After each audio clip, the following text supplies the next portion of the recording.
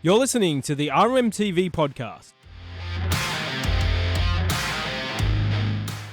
Ladies and gentlemen, welcome back to episode 20 of the RMTV podcast. And today, it's just myself and Jordy. How are you, mate? Just a cute little mandate for us tonight, isn't it? Yeah, just us two, mate. The good duo that we got going on. It's going to be a good little ep. Yeah. Bit to talk about. So we're gonna dive in to the review of Origin 3. Luke got the last laugh, didn't he? Yeah, but And Benny. you know what? Josh Kerr said it great.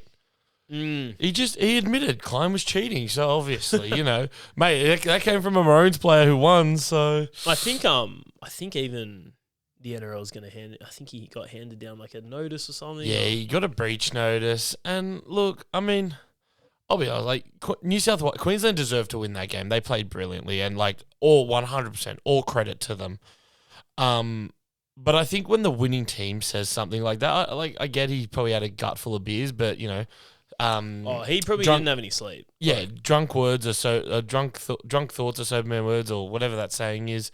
So, and I think it's just been the theme. Like the refereeing was not that good this year. Nah, and like For both teams. and I think that was the thing. I think it was like, like tongue in cheek. He was trying to even it up for New South Wales. Yeah. But yeah, we'll dive into Origin and then we'll review round 19 and weekly Dribble.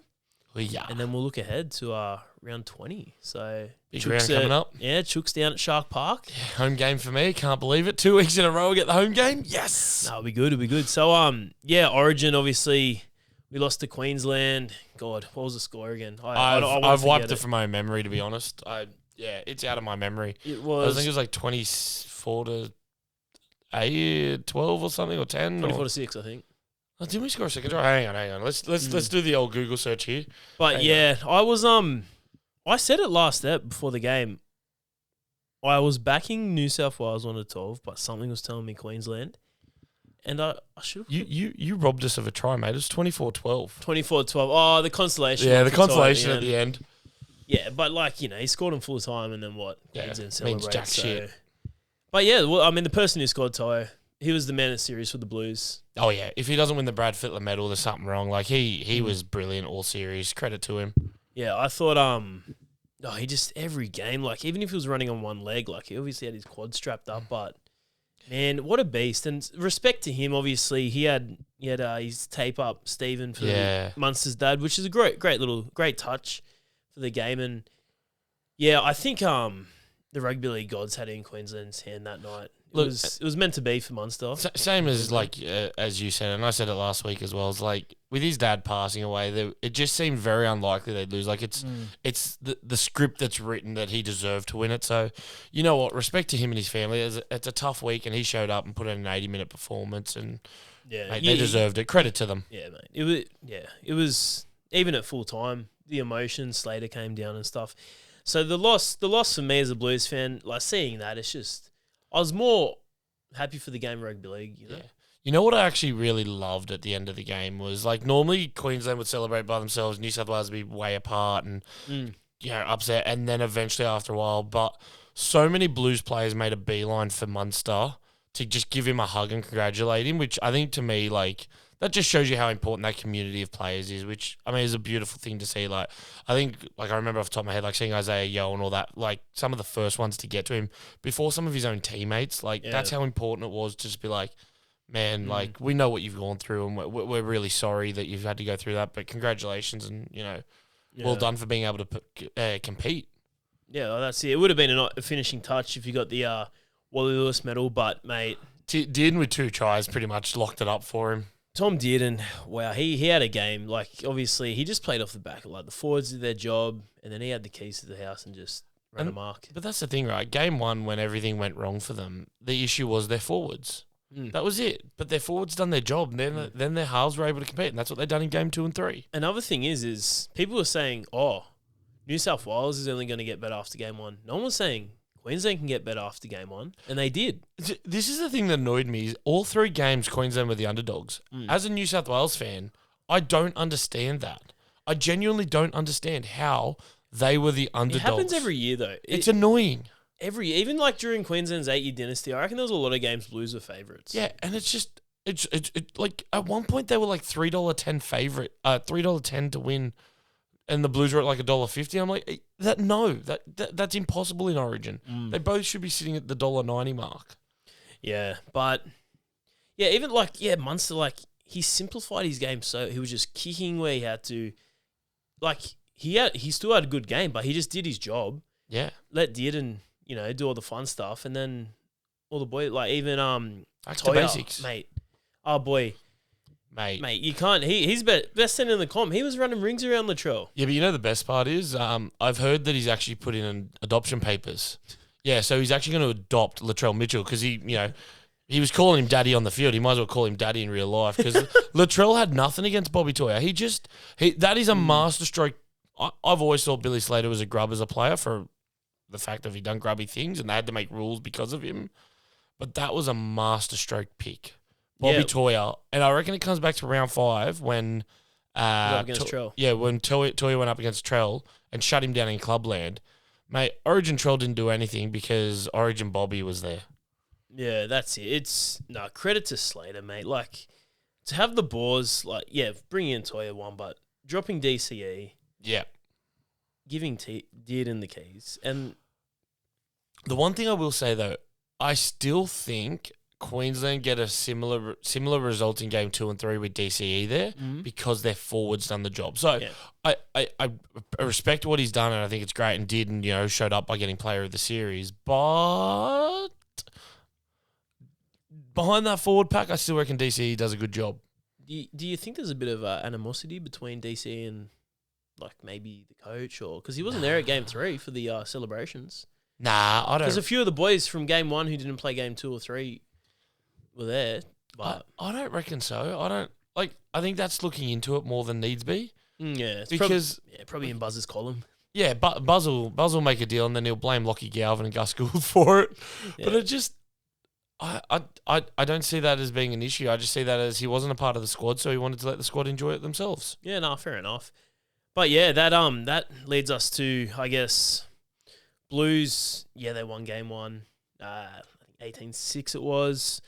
Lost game 2. Thanks, 2. Lomax. Yep. And then game 3.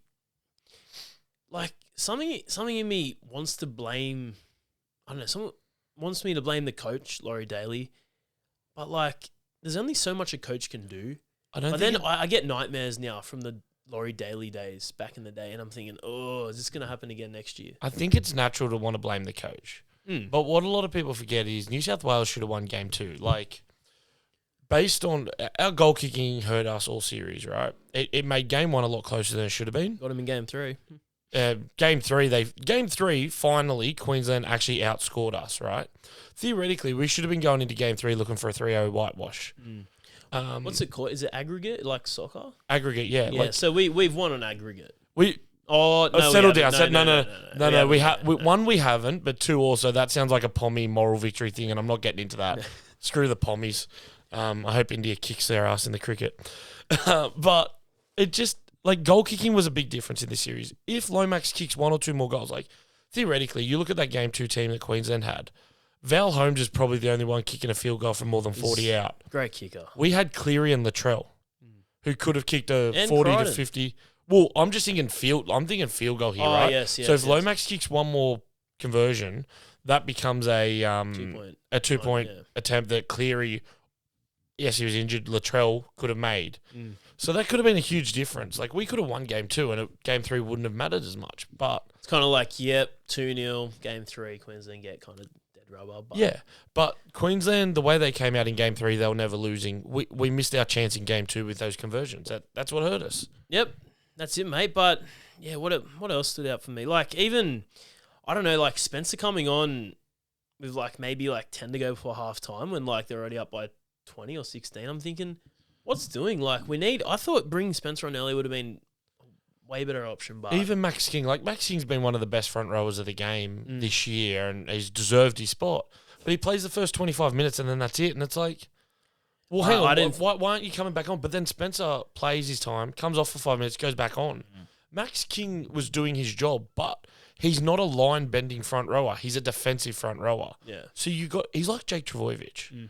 So you got to be prepared for that. But you can't play a guy 25 minutes. Maybe that's someone like just having Jake in the team, just bringing that passion and that will to win. I reckon that's what we missed this year. Like game 1, we obviously missed him because of HIA. But game 2 and 3, we could have had him back. Yeah. So we haven't won a series without him. Yeah, just when you think Blue's gonna start this dynasty, it's just like, nope, we're gonna have a series, and then. But now look at it. The past 3 years, Queensland have won the last 2 from 2 of 3. Yeah. So. But you know what else we missed? Mitch Moses. Yeah. Oh, I kept saying that to me mates. Mitch Moses, any day over Cleary in Origin. I'm sorry, that's just the way it is. I just feel like Moses gives a bit of Munster. He plays eyes up footy, off the cuff, right? He just sees what's in front of him, right? What I saw on game 3 was like they were like trying to play structured footy, and then they'd hop out of it and just try and play free flowing football. And it just didn't work. It was just staggered shit. They'll go up here, up to Luai, and then we'll give Spencer this ball so he could run half a metre into the Queensland's defence. But you know the annoying thing about when they'd finally give Spencer that ball? And I said it. They give it to him flat-footed. You can't do that to Spencer. Yeah. Spencer needs to get a ball with a wind-up. That's why he punishes teams. That's why he's so good off kickoffs. Yeah. Because he just comes up all the pace. Cleary, for me, was doing in the 70th minute what he was trying to do in the 10th minute, and you can't do that. Moses last year in Origin, in Game 3 in that decider up in Suncorp, what he done in the first 10 minutes wasn't what he done in the last 15, 20. Correct, because Moses would have said to himself, he adapted. Shit, I got to start doing something here and win this game. And, like, I just thought it was the same kicks, just those pinpoint kicks over and over again. And then with 5 to go, Cleary finally puts up a torpy, bounces, creates a bit of creativity. Yeah. But I'm going to throw a name out there. Mitchell Pearce. Remember him? Yeah. Pearcey, yeah. What he done in Origin and the shit he copped, Cleary deserves to cop that right now. As a New South Wales fan, Cleary hasn't been able to finish a decider for us, right? Yeah. Moses has. Pearce has done one. He won the one. Pearce did win one. Yeah. But my thing with Cleary is everyone goes, but he's won 4 premierships. I don't give a shit what you do in the NRL in terms of clubland. What you do in Origin matters. Because everyone wants to throw out this, Queensland have more spirit than us in Origin. Well, fucking prove that we do. Act like it. Don't just go, yeah. Yeah. And I said this to a few mates because I said straight after game 3, Edwards needs to get dropped. And they went, no, he's the best fullback in the game. I said, fuck off, he is. Mate, if Teddy played the way that Edwards did this series, everyone would be calling for his head again. Yeah. But because it's Edwards, he won 4 premierships. Who gives a shit? He was crap. Yeah, Be better. I thought game 3, Edwards had he did his part, maybe he overdid his part, but look, he had to dig Edwards, but I kept saying to my mates, if Teddy was out there, he would be breaking holes. But this is my thing, right? Edwards, when he has a go, he waits until everyone's tired, and that's what makes him look good. One problem, in Origin, everyone's got the adrenaline. So I don't think he done as good as he could. He was scared to take a lot of hit-ups. I reckon there was about 5-6 times he passed the ball to a winger because he didn't want to. So To'o's doing extra work off that, and Lomax are doing extra work because Edwards didn't want to get his nails dirty. Yeah. Like, mate, you want to play fullback, you got to pull your head up and you got to go. Like, based on game 3, Edwards wouldn't get picked in my Australian team. If Hammer wanted to play for Australia, Hammer would be the fullback. Yeah, well, that's... Then obviously after Origin's done, they do the Aussie sides. And then saw Edwards and Cleary, and I'm like, it's just... You're picking on reputation and not form. Yeah, that's it. But, now the talk comes out like, Queensland spirit, New South Wales spirit and stuff. And you do think, you're like, it's like when Queensland, they just put that jersey on. It's just... They go to another level. They do. And then it doesn't help when you have Luai 10 years ago saying he goes for Queensland and stuff. Oh, and Terrell May didn't he that's probably a thing, mate. Like, these players growing up was the Queensland dynasty, right? Yeah. And some of them probably thought, fuck it, I'm just going to go for Queensland. They're the better team. There's people out there that would just want to go for the better side. Yeah, they want to go for the team that wins. And now they're playing for this. Yeah, now they're playing for the state. But, I mean, even Luai wasn't that good in Origin. I understand he was sick in the lead up, but... Mate, if you're picking on form, how was Isaiah Katoa not in that team? And I know people are going, he's young and it's too much pressure. Well, the keys got thrown at Dearden. Yeah, look what happened with Dearden. Dearden actually was, at one point, the 4th choice halfback in Queensland. Walker was before him. I think that's just Origin in a nutshell. It's who's going to make those opportunities, right? Yeah. And who's going to stand out. It's not structured footy. It's just put your best blokes out there, willing to die for the jersey, and then who's going to win? You know what? There's 2 things structured about Origin footy. Your front rowers go through their front rowers, and you don't let their forwards get through your forwards. That's the only two structures in Origin. Everything else is just go free for all. That's it. And like, look at Slater years ago and did the chip and chase. That's Origin. That's you making moments. Yeah. And further highlights. Well, think of some of the names: Lockyer, Lewis, Johns, Fittler. Like some of the things those guys put together. You know, Smith and Cronk and Thurston. It's crazy. I'd say to you now, you know, everyone, you know, all the journos and everyone's made their teams for next year. But like, what would your backs and halves be? So my backs would actually be. Are we talking based off this year's form so far? Let's just say if Origin was next week. All right. A one-off game. Paps at fullback. My wingers would be To'o and Karaz, because I think Karaz deserves it. Centres would be Crichton, possibly Burton. My 5/8 would be Isaiah Katoa, and my halfback would be Mitch Moses. Yeah. That's what I'm thinking. Like the centre, I'm not sure on. Like I could say Latrell for a goal kicker. But based off how he played in Origin this year, I don't think he was that good. But he had moments where I'd be like, I still want him in there for those moments and that big body. But like, he had those moments. You could tell. I thought Trell played all right in Game 3. He was trying his best, but Queensland's D was just Bobby Toya owned him, and that's why I'd be like Burton and like I would be cut over Burton or Latrell. I don't know who I'd put in that center. And the only reason I put Burton in there would genuinely be every now and then just throw him one out to put it up in the air. Use that fucking Burton bomb. That's what you got it for. Yeah, that's true. Yeah, I'd go. I'd put Teddy at fullback. I'd go Teddy, To'o, Bradman Best. Oh, I just love him in blue. Like last year when he played for the Blues, he was a good. He's a true blue mate. Central Coast boy. He dies for that jersey. Man went hard. Yeah, he's a good shout. I remember last year as well. Like something about his nan. Like she hates Queensland as blah blah blah. Yeah. Blah, blah. And then who else would I go? Winger. I'd probably give Lomax benefit of the doubt. Well, with Moses, I reckon you'd give him benefit of the doubt. I'd probably have Moses and then Katoa's a shout. I'd probably go Luai and Moses like last year. Well, like I think it's. I didn't mind that Hard's pairing last year. I didn't mind it. The only reason I would go Katoa and Moses is Moses has that really good long kicking game. Katoa can mirror that. But both of them can run as well. Yeah. So you've got dual threats on either side. So you've got two guys who can both run and kick long and kick short. So you it creates the Mitch Moses, Nathan Cleary problem from game one. Yeah. And that's why I think those two together could actually be a really good shout. And Katoa's a natural left side player, so it suits him in that 6 jersey.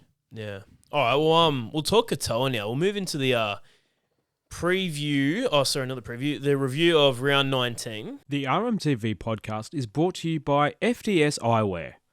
FDS Eyewear is your one-stop shop for quality, affordable eyewear. With the latest lens technology and weekly eye testing services, FDS Eyewear provides competitive rates over the larger optical retailers. Visit their store at Wentworthville Plaza, just a short drive from Parramatta. So, Sharkies 24, Dolphins 12 at Shark Park. I tell you what, when it was 14-12, I thought Dolphins, they're going to win here, but Sharkies held on. Nico Hines had a great game. Nico was playing as if there was a game 4 for Origin, to be honest. Genuinely, that's what it felt like. Yeah, and I thought Cronulla shut down Katoa quite well. He was trying to do his tricks. He just didn't have time. Yeah, no, he didn't. And I guess Sharkies got on the board, and now they'll be up against us Chookies. I tell you what, though. If you're a Dolphins fan, you're filthy at Jeremy Marshall-King because he had that chance to score that try late when it was still 14-12. Or was it Toby Sullivan? Rudolph? No. It was so Sullivan put the kick through. Marshall-King came through to put it down, but was a bit blasé with it. Rudolph came through and just absolutely smashed the ball out. Like he had another good game, mate. Rudolph, how's he not? He's not signed for next year.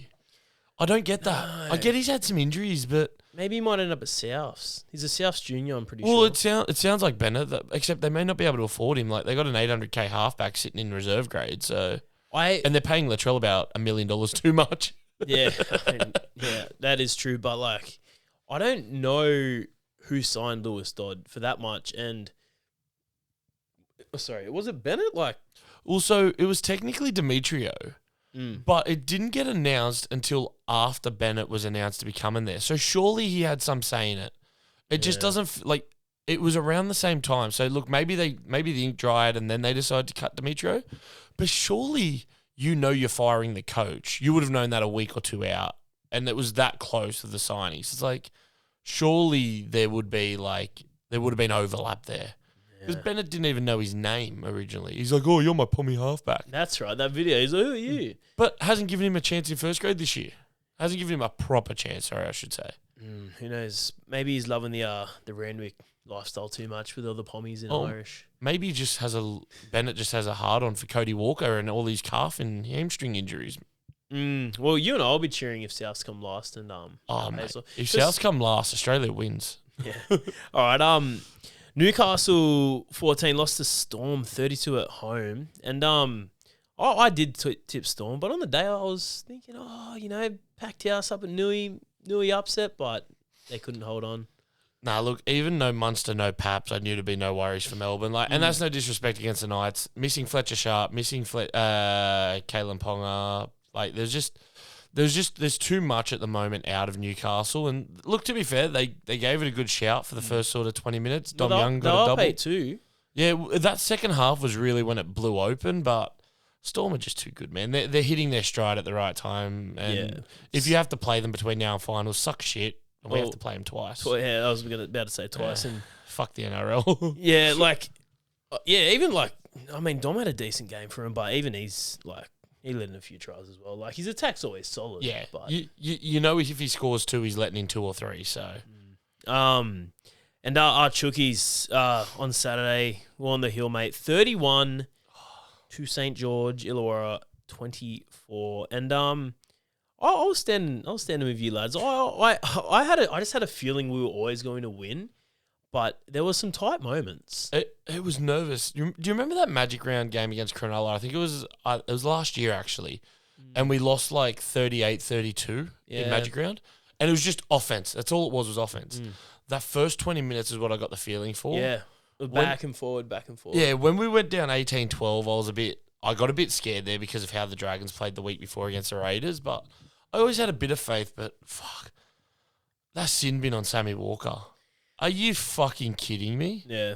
And then they come out today and then... No charge from the match review committee. Everyone's trying to go, he's third man in. He actually wasn't. He was second man in.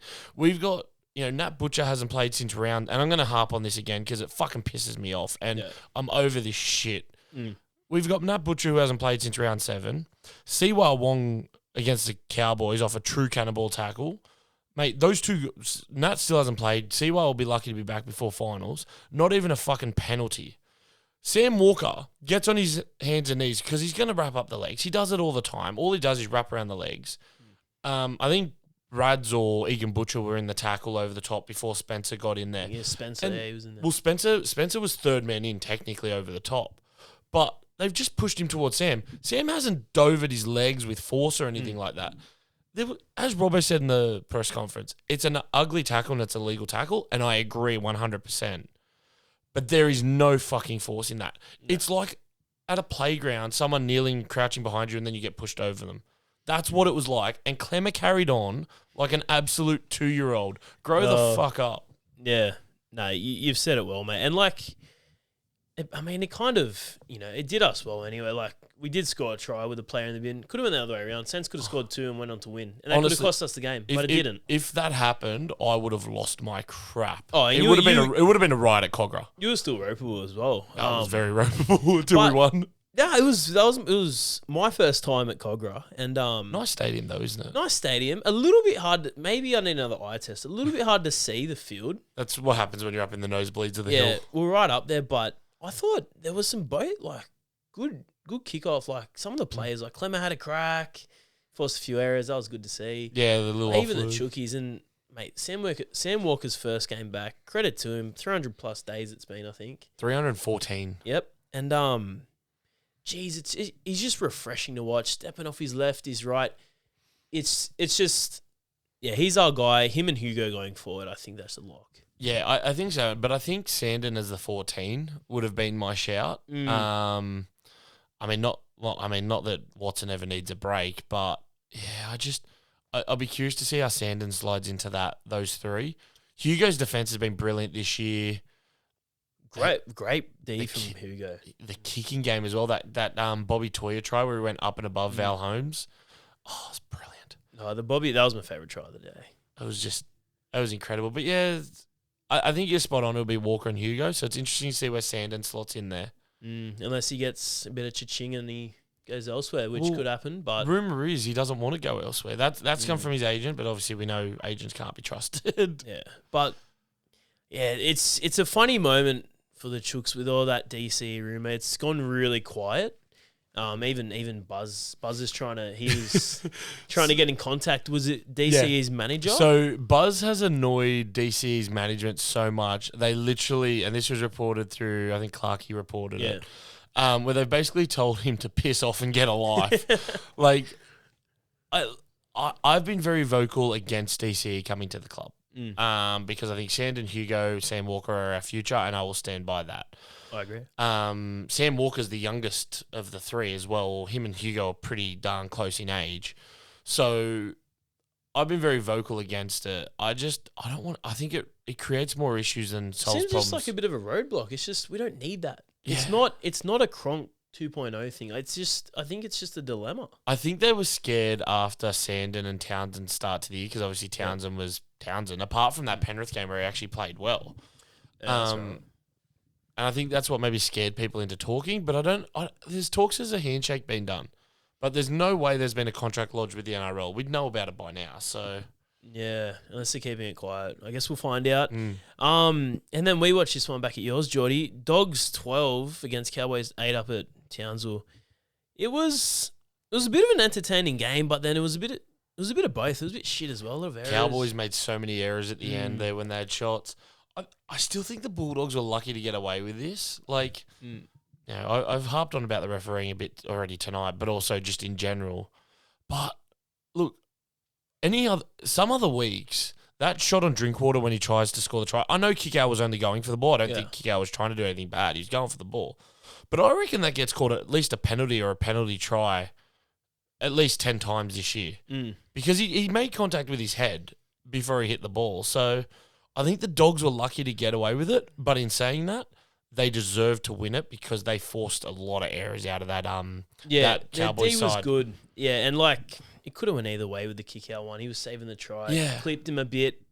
But then again, we don't want the game to go soft. So no, exactly, and that's what I mean. Look, like I said, in no way am I taking that win away from the Dogs. That was gutsy. No Galvin as well. No Galvin in the 17, and they nearly ended up needing him because Burton had to have a HIA. But actually, it raises an interesting question because we obviously got home. We missed most of the first half, but there was a Josh Curran high tackle on Braden Burns, right? No penalty, no sin bin, no nothing. And it was a high tackle because I caught it just as I came home before you and Luke came over. Braden Burns was then sent for a HIA. Should there have been, remember the talk earlier this year about being able to go back and sin bin someone? Yeah. If someone has to go off for a HIA after high contact in a tackle, should there not be repercussions to that player who done it? I get not going back, but if the independent doctor is going to send someone off for a HIA, you can't. The player should go off as well. Not just so much that you cannot then say, oh well, there was no high contact from say Josh Curran because obviously there was if he's had to go for a HIA. Like you can't. I know it's a fine line. I get that, but it's. I think it comes down to the hit. I think. I don't. If you've caused enough damage or issue for the independent doctor to say, no, that guy's got to come off for HIA, that's got to be high force. Yeah, maybe it could be a case where all right, the player can't come off, then that player who did it is on report. Repercussions for the next game or something like that. Yeah. Okay. Yeah. It's an interesting one because like I kind of looked at it and went. No sin bin, no penalty. He's still off. But you as the independent doctor just send someone for HIA. That to me that doesn't compute. You're admitting that there was obviously high contact because that's what's caused him to go off for the HIA. Yeah, you got to at least give a penalty in that situation. It's funny though. Sometimes you sit back and think no penalty, and then other times you think how the fuck's that a penalty? Yeah, exactly. All right. And then today on Sunday, Warriors 34 of the Tigers 14, and it was close at one stage, but Warriors too classy. Very classy. Dallin Wateni-Zelezniak had a great game as well. I love that little pause to make sure you nailed it. Yeah, had to get it out, but yeah, he had a cracky game as scoring a few tries, but yeah, I was actually disappointed in Jerome Luai. At points there, and I was watching this as I was driving out here, I was listening to it. Shouldn't say watching, it's illegal to watch your phone while you're driving. Yeah. In the nanny state of Australia. In the nanny state of Australia, yeah. But it seemed like Adam Dewey was doing Jerome Luai's job a lot at the end there. And I get it, because Dewey, had a fantastic game against the Roosters the week before. But it just seemed like Luai was a passenger and Dewey was doing a lot of the first receiver work that Luai normally would do. So I don't know if that's a plan or if that's Luai's just, Dewey's going, you piss off, I need to do some work here. It seemed a bit quiet, Luai. Yeah. He did a few kicks and stuff, but not much out of him. Yeah, there wasn't the usual Luai impact. Even when it's bad, he still normally makes an impact. Do you think, obviously the way the Tigers are going, you think it's affecting Luai at the moment? Like, he's trying to change his game, bit of pressure, like this. He's been moved back into the 6 role though, and that young Fanu, Latte Fanu, has taken over the halfback role. So I thought there'd be less on him, because it's like, all right, go back to playing number 6. You're still the captain and leader of this team, but go back to playing 6, being comfortable without the pressure. But it just doesn't seem like he's, I don't know. Look, game after Origin, maybe he still had Origin hangover. See how he comes out of it the next couple of weeks. Yeah, for sure. And Penrith, 32 over poor old Para, 10 at Combank. Mate, Penrith, they reign supreme again, and 13 plus, and Para were up for it though. They were. The first half, they were up for it. I was watching a bit of this Arvo, and Para, man, the first 20 minutes was electric. It was fast flowing. Like, there was a few errors from both teams, but it was just non-stop. Like, when a team will knock it on, the ref will go, all right, beep, beep, beep, fucking this and that. It was just like, no, it's gone backwards. Play on. Yeah, let's keep going. One end to another. And, big contact, big shots. I thought Lomax had a dig today as well. He always has a dig. He did have a dig, to his credit, yeah. Even the Fox, he had a crack as well. And I just don't know why Dylan Brown was at not at 6, sorry. Was it number 9 at hooker? You mentioned earlier you didn't mind it? So I didn't mind it because, look, it's not a secret. Dylan Brown's not there next year. Yeah. So Riles needs to work out what he's going to do. Respectfully to Para fans, this season's a write-off for you guys. Yeah, 100%. Most seasons. You're not making, like every other year since, 2022. Since 1986, I think. Since they burnt down the old stadium. But, Para. at the end of the day, he's not going to be the number 6 next year, so go for it. Where I do think Jason Riles screwed up is Talon De Silva should have started, then bring Dylan Brown on in the middle period when everything's a bit quieter. Dylan Brown's best asset's his running game. You can't have a running game as a dummy half when the forwards are still at full strength. You need to go through that middle part of the game where everyone's tired and on their legs. So that is the change I'd make on it. But I don't mind it as an idea because it gives a chance. Because Joash Papali'i may be the 5/8 next year. So if you can start to audition him and get him used to that role, why not? I know what you mean as well. Like, Riles is probably just trying to get Dylan Brown out of here. Yeah. In a way, I thought the other Dylan was good. Dylan Walker. He set up, I think, the first or second try. He's been so good for them though. This year, he's been insane for him. Good pickup for Para. He's been, I guess, a shining light. But yeah, look, Para, they're going to have a crack each week. They're having a decent crack, but then I find the last 20, 30 minutes they just drop off. They're just not holding it. Like, the match fitness sort of isn't there at the end. They just go, all right, we've had enough, we're done. Yeah, and but yeah, I think next year they'll go all right. We'll move into the last game of the round. Broncos 26, Titans 14, and we just watched this one. We did. Titans had a crack, dude, and they did. They really did. Like, the Titans have had a lot of cracks this year and just fallen short. So I got to give them a bit of respect, bit of a good job. Keep going, boys. I thought, Bronx, Reece Walsh had a decent game. Yeah, shame he didn't hurt himself on the old cartwheel fucking backflip. Went up the middle, did the. What was it? The backflip. Yeah, cartwheel backflip, and then complained about his knee being sore.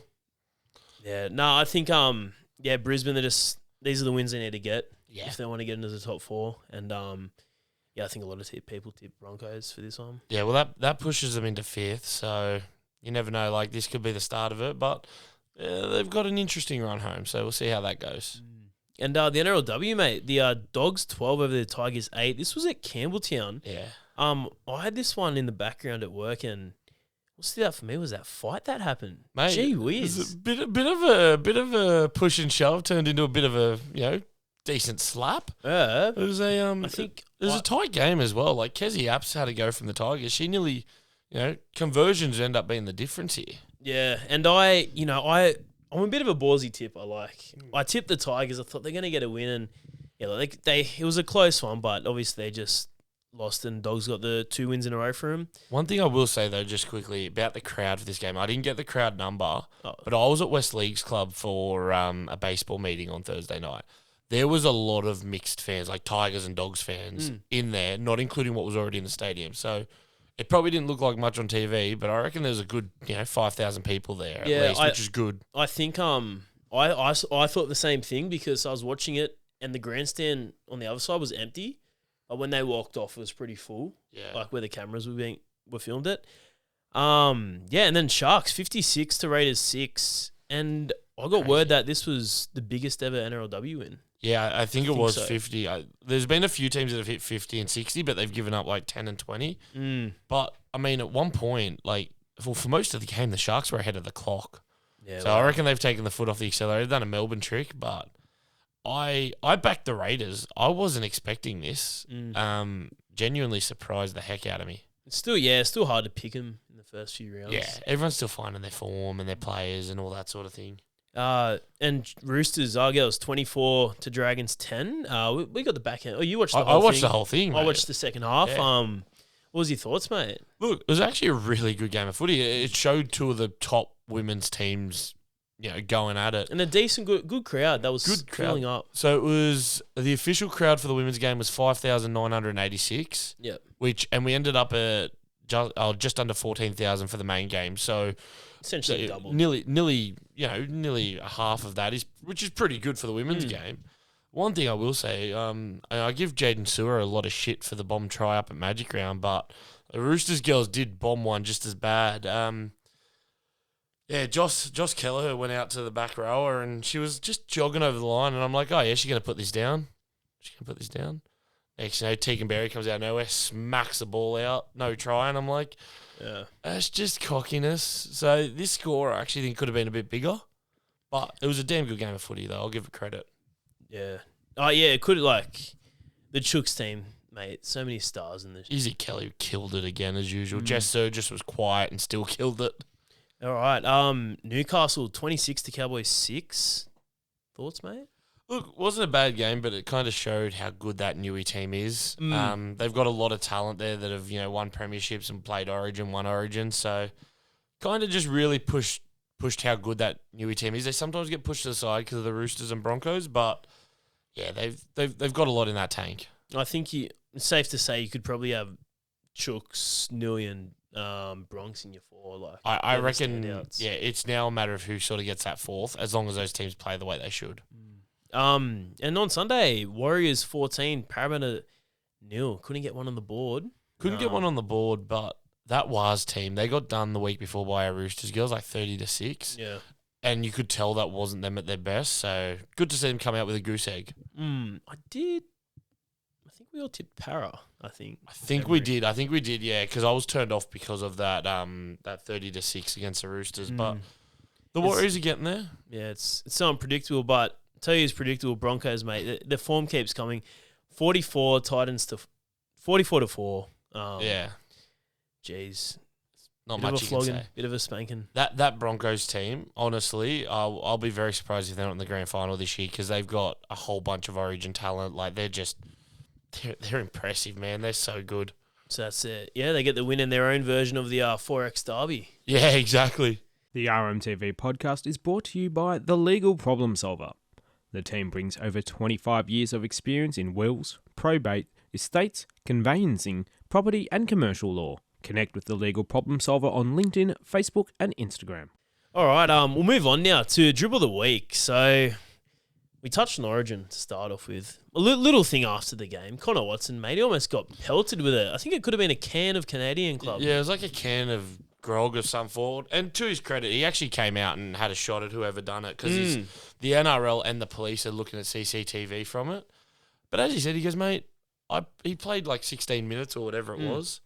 He goes, mate, I'm just trying to go see my family and friends after Origin. We've lost. I just want to go see my family. Yeah. I don't deserve that. And no player deserves that. You know, no one should ever have that done to them when they're in the stands. Like, as fans, we love it when players do that. It's awesome, but it'll stop happening if shit like this happens. It's just a dumb decision from some idiot. Yeah, some New South Wales fans probably had too much to drink, and he's said, "Here, Connor, have the last sip." Or a bad sport of a winner from Queensland. Yeah. Do you think, I was thinking about this the other day, I think it's a bit obvious. Like, oh, maybe not. Is it harder for the players or fans to get over a loss like that? I think the fans. I feel like as fans, we probably hold on to it a lot more than players do, because for players, it's their job. Whereas for us, it's our passion. So, you know, we work all week to be able to buy tickets to go to the footy on a Saturday afternoon, stand on the hill at Jubilee and watch our team put in their best performance. So I think it hurts fans a lot more sometimes. But for players, they're probably conditioned to, all right, I need to get ready for next week now so I don't repeat that performance. Yeah, that's just rugby league for you. It's just next week, it's whatever, move on. Until Mad Monday. Yeah. All right, and so there's rumours, there's reports going around actually.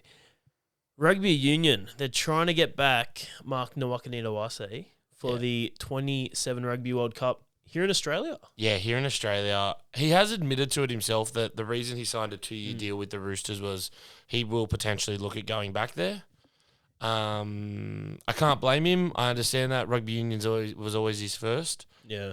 But shit, I hope he doesn't go. Yeah, mate. I really like the way he plays. He just creates something out of nothing. Yeah, he does. And would that mean if Marky Mark goes, will he be playing with Suwali? Well, that'd be the funny thing. Well, actually, because it depends. So Suwali went over to be a fullback, but he has played a lot of wing and centre. So it'd be interesting to see. I would presume Mark would be a winger. That's what he was previously. So maybe you got a wing of Suwali and Nawanganitawase. Yeah, but it's obviously great pickup for rugby to get Suwali, because it's getting that attention. Like I haven't watched any rugby games. Like I knew the rugby was on in the background when Origin was on, but when Suwali's going to play for the Wallabies, I'll watch it. Yeah, 100%. Yeah, I was the same when he first made his debut over in England. Like I actually watched the game purely for him. And the talking point I was going to ask you, if rugby had to get a few more leagueies, who should they go? Who should they chase? Who do you reckon? Oh, I think give me two or three, and I'll give you. All right, Nathan Cleary would be one. Like a fly half, like a Dan Carter style kicker. Yeah, really good kicking game. A Cameron Murray, Angus Crichton, those sort of guys. Well, yeah, they both have rugby backgrounds. Both good centres, big bodies. Like I feel like that'd be good. There was rumours of like a Nelson or someone like a really big forward like that, but yeah, those would be sort of my threes. Like your Crichtons, he nearly ended up at Western Force as well. Cam Murray and Cleary would be my three. Yeah, that's I was thinking Angus Crichton as well. He's just an obvious one to go back there, isn't he? Yeah, I could see him doing it. Well, that was the talk last year when we signed for Feeder, was he was going back to the Force, which is why we signed for Feeder in the first place. Thank the Lord we missed out on that one. With all the crap going on this year, but I mean, yeah, I could see it. Who would I say? You said Murray, Cleary, Crichton. Maybe like a Katoa as well. I reckon it'd be alright. You reckon you go alright like a fly half, scrum half sort of thing? Yeah, and maybe in the backs. Maybe I'm trying to think. Maybe I wouldn't say Reece Walsh. Maybe like Cobbo or something. Maybe Cobbo should give rugby a crack. Yeah, okay. I could see that big body, bit of speed. Yeah. But yeah, that's about it for me. That's who I can. I feel like Reece Walsh could do it, but because it's so open, like once he's in space, no one would catch him. But I don't know how he'd go getting hit that hard every week. Yeah. Well, I mean, there's a few in the past that have done it. Obviously, Wendell Saylor, he played Roddy rugby. Takiri. Rogers, who played, what's his name? Matt Rogers. Tuivasa. Yeah, Tuivasa. Benji Marshall. Benji Marshall. Now we're naming them all. Who else we got? Brad Thorne. Israel Folau. Folau, yeah, he played AFL as well. He went all three. Oh, I was watching something the other day about Israel. He only went to AFL for the money, I think. Yeah, no, he admitted it. He goes, the money was good, and no one wanted him back in the rugby league because he'd gone to union, so he kind of got pushed away because of it. But Wonder how that'll fall. Yeah, that worked well for him. How's that? And yeah, another bit of dribble of the week. Hasler retiring, or is he going to get the sack first? Retiring. So from all reports, he's not he's calling it a retirement. The club has basically said we're going a different direction because obviously there's a clause in his contract that if he doesn't make the 8, they can get rid of him. So I think this was just a very early, hey, we're going in a different path. So he went, all right, I'll announce it as a retirement. Show some respect to him. Yeah. But there was rumours that if they lost to the Broncos, he was going to get the sack this week. So never know, he might get the sack this week. Mate. We're recording this on a Sunday night. So if it happens this week, I'm going for the Nostradamus of it. Yeah. I know we might finish up and we'll say, oh, there it is. Sacked. Who would you say 2 candidates to coach Titans next year? Because, mate, they've gone through so many goddamn coaches. It's not even funny. It's funny you say 2 candidates because I actually read a story from, I can't remember what it was. I think it might have been Code Sports it was on. But Shane and Ben Walker have said that they could win a premiership with the Titans roster they currently have. I read that as well today. It's a big call, but something says I reckon they could possibly They probably could because they're going to change it, but I think who should they get? I think Sammy would be one of the first they'd be trying for when his contract. No, Sammy Walker. Oh, if the Walker boys got in there. Genuinely, I think Sammy Burgess is probably a shout. Brad Arthur's probably a shout.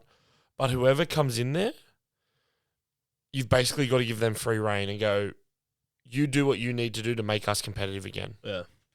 They've never had much glimpses of hope. Like the best they played was under Holbrook, and they fired him for Hasler, and Hasler's done worse. Yeah, I can't believe that. Holbrook was a good coach. Holbrook at least made the 8 with him. And then they almost, remember that? You almost beat us in the COVID finals. I'm so glad 2021, I think. Philip Sami didn't pass the ball. Yeah. Thank you. Nah, that was... Then we got flogged by Manly the week later. Yeah, I wish he did. All right, we'll move in now to round 20 of the National Rugby League and round 3 of the NRLW. So to kick off the round, it's going to be 8 fixtures this week. So we're back to a full round. How good's that? Finally. Origin's done. Back to regular proceedings. So Dolphins $1.56, Cowboys $2.44. Dolphins. I think this at Suncorp? I think it's at I'm not sure if it's Suncorp or if it's at KO Stadium. KO, but it's on Thursday night, so it's probably at Suncorp. Hammer will be back for the Dolphins. They missed him on the weekend, so I think it's pretty safe to say Dolphins should get up there. Yeah, this is a Queensland encounter. Cowboys had glimpses of hope against the Dogs. If they could fix up their errors, and I want to say Dolphins, but I'm going to say Dolphins, actually, 1-12. Yeah, I think Cowboys will give it a crack, but... Yeah, it'll be close, I reckon. But I reckon it'll be really close. I'm thinking like Katoa field goal. I'm thinking like... you and your field goal predictions. 21-20 or something. I actually think the Dolphins will break it open to like 14 or 16 by the end. Oh, yeah. All right. But I could see it being 1-12 for a very long time. Yeah. All right, and Friday, under the lights at Shark Park, 6 p.m. So we'll be rushing to get there. Well... I won't be. I'm working from home Friday afternoon. You could walk and if my boss sees this, I love you, Mal. So Sharkies $1.66, mate. Chooks is paying good coin there. $2.23. You know what happened last time we were paying that sort of coin, don't you? We ambushed the Panthers. Yep. I'm back in the Chooks. I'm back at Sharks won against the Dolphins without Hammer.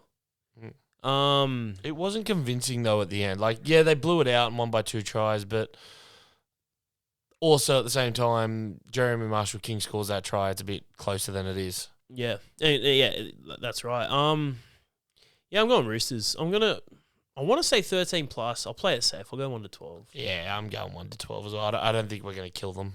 And Penrith $1.22, Souths $4.30. Panthers 13 plus, done. Yep. Not even a doubt. Panthers 13 plus there. Raiders the nation's capital, $1.27. Eels, $3.82. Just shy of $4. Coming off the bye, though, I reckon that Raiders team's going to be pumped for that run home. So I got to give it to them 13+. I reckon they're going to do a number like they did in Darwin. Yeah, I'm gonna go 13+ as well. And doggies, $1.34 to Saints, $3.30. Now, this is who are you thinking? I was the same. My mind was running really hard on this one. Yeah. Based on how they played at North Queensland and how the Dragons have played the last 2 weeks, yes, they've lost, but they've played really well. I actually think doggies might just get there, but do not be surprised if it's late minute and the Dragons lead for most of the game.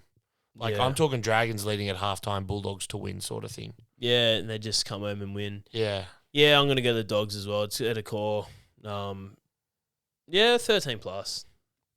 Jeez, he's going for a big one. Yeah, I think so.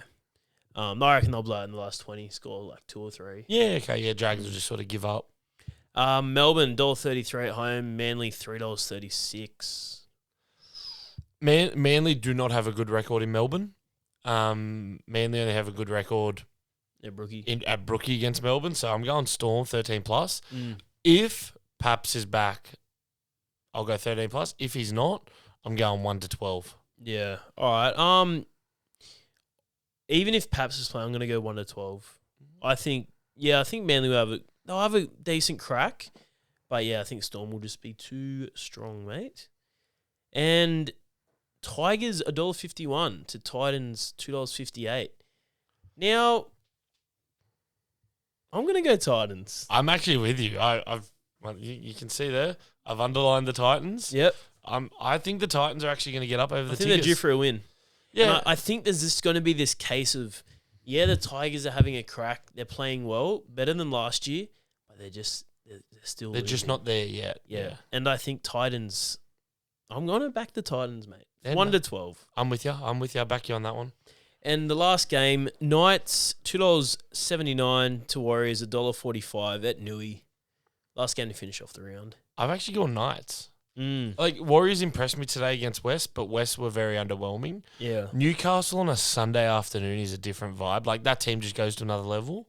So, and I think they're wearing their mining attire as well this weekend. So if they're wearing the mining attire, Knights just don't lose in that. So I'm going Knights to win that one, 1 to 12. I'm going to go the same. You've convinced me. If they're in that mining attire, they just got to win. Yeah, no, I'm going to go that sweet as. Knights, I'm going to go 1 to 12. Bradman to get 1, Dom to get 1. So put that in a multi, lads. Well, yeah. And for round 3 of the NRLW, Raiders against Para. Ooh, I tell you what, Raiders only scored 1 try and Eels didn't score any in round 2. So this could be... Yeah, but I think Para are better than what they showed. I think that Warriors team really wanted to step up and put on a performance. So I've actually gone the Eels. Eels? Yeah, I'll go Para as well. Para maybe like 22-18 or something. Yeah, I think it's got the possibility. And Doggies Dragons, this will be before the men's maybe, or Yeah, so it'll be double header. I'm pretty sure it's a before the men's double header. I know the Dogs have won 2 games, but they weren't that convincing against a pretty weak Tigers team last week. So I'm actually going the Dargans. I reckon the Dargans will have enough. They want to come back from last week and put a bit of pressure. Dragons didn't play too bad as well against us, too. No, I just think we were better. Yeah, Saints for me, 1 to 12. And Sharks versus Cowboys. I'm backing the Sharks to back up. I think this will actually be before our game as well. I've got to have a look. Yeah, I reckon another Sharks. But yeah, I think the Sharks are going to come through hard. And Tigers versus Titans. Do Tigers get their first win of the year? Well, it's the battle of the spoon at the moment. They're both in last. I've gone the Titans because Jamie Chapman deserves a win. Yeah, I'm going to go... We've backed the Titans in the men's. I might go Tigers, actually. You reckon last year's wooden spooners who didn't win a game? Yeah, I think they might get one, and then the men will just disappoint. So the women will make the fans happy, and then the men will just be like, nah, you're not, lol jokes. Yeah, I reckon. And, hello. Broncos Roosters. Game of the round. My head says Broncos, my heart says Roosters. And this will be at Suncorp? I believe it'll be up in Queensland. I don't know if it's at Suncorp, but yeah, it'll be up in Queensland.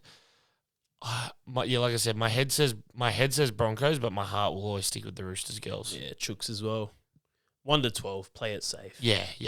And to finish it off, Knights versus the Warriors. Yeah, I'm going Knights because the girls are wearing the mining jerseys as well. So if that is true, they're playing in them this weekend.